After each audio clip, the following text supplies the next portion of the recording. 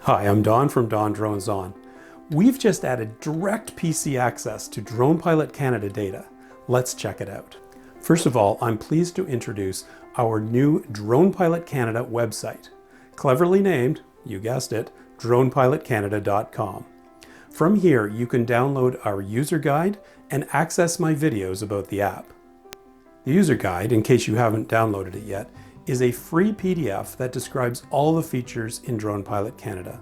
It has links to all the appropriate videos for each feature and answers tons of frequently asked questions about the app. Check it out. Now, that's all cool enough on its own, but here's the stunning new feature.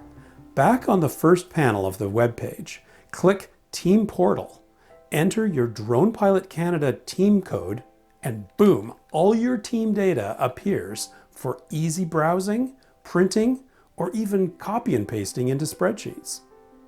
You can also upload PDF files into your team space, which is an even easier way to store documents like pilot certificates in Drone Pilot Canada.